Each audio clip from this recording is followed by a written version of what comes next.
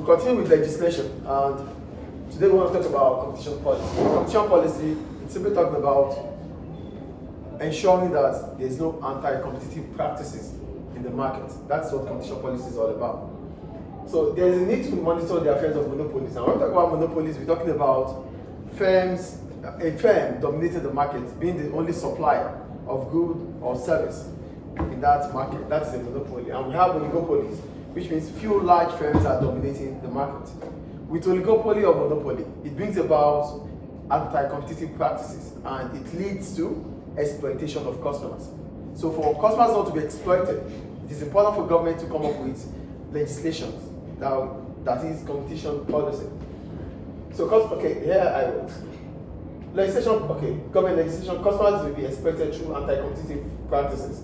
So without competition policy, oligopolies and monopolies will exploit customers with practices such as, one, increasing prices.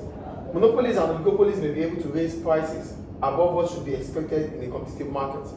If the market is not competitive, it simply means the few large firms dominating will be able to increase their price. If the market is not competitive, it means a monopoly will decide whatever price it wants to sell.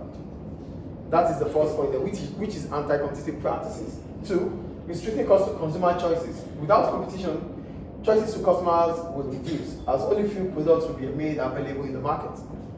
If we have oligopoly, it means few large firms are dominating. So that means we're going to have few products in the market.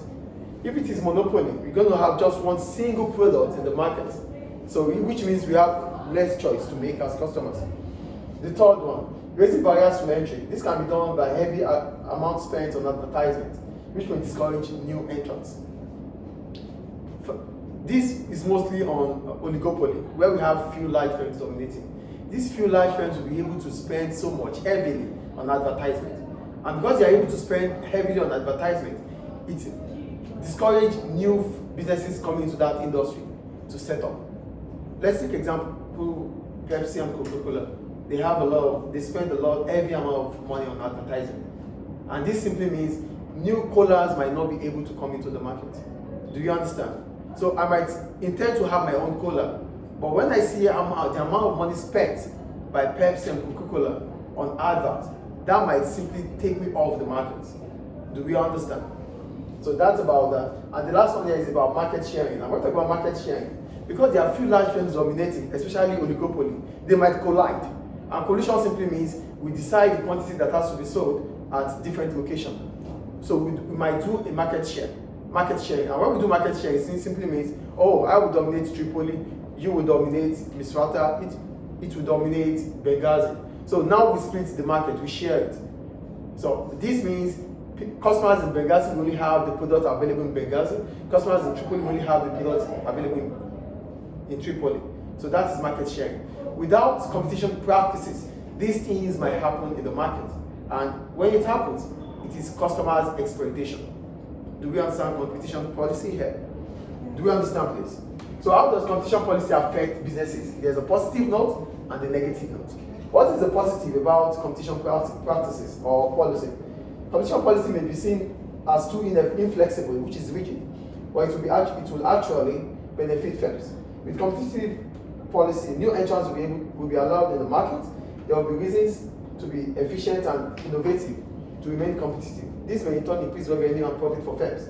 With continuous operation, output is likely to increase, leading to exports, employment, and economic growth. The positive note about competition practice or competition policy is that it allows new businesses to set up. So there won't be oligopoly, there won't be monopoly. Monopoly will be broken. So which means new businesses will be able to set up. Being able to set up in the market means you have to survive and exist in that market. For you to survive in that market, you need to be innovative and efficient.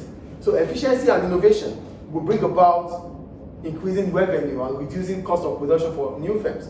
So new firms will have reasons to be profitable. So as a result of that, they will be able to spend on research and development to keep their competition high within the market. So that will increase their revenue, it will allow them to expand and they make more profit. So that's the positive note about competition policy. Get the point here. For competition policy, it allows new businesses to set up in the same market. It breaks monopoly and it reduces the power of oligopoly. So which simply means all the businesses in that market have the same level playing ground to compete. And when you have the same level ground to compete, it simply means it gives you an incentive to be innovative and efficient. Because the only way you can keep up with competition in the market is being innovative and efficient. Because if you are not innovative and efficient, you will continue to incur more cost.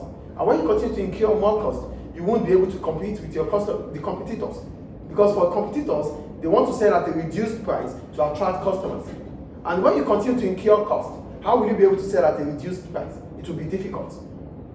So with competition practices, it becomes an incentive for businesses to be innovative and efficient so that they can sell at a reduced price to attract more customers. That is the positive thing about competition policy. Then what is the negative about competition policy? Competition policy such as monitoring the process of merger may cause delay, which in turn increase the cost of integration for firms involved. Because we want to break the monopoly, the power of monopoly. So the process of integration has to be monitored by the government. So, and you know one thing about government is they take time when it comes to processing. So because it takes time, it takes a lot of money. So the negative thing about competition policy is that it increases the cost of production or cost of integration for firms. So that's all about competition policy. Do you have any question about competition policy? Please stop it.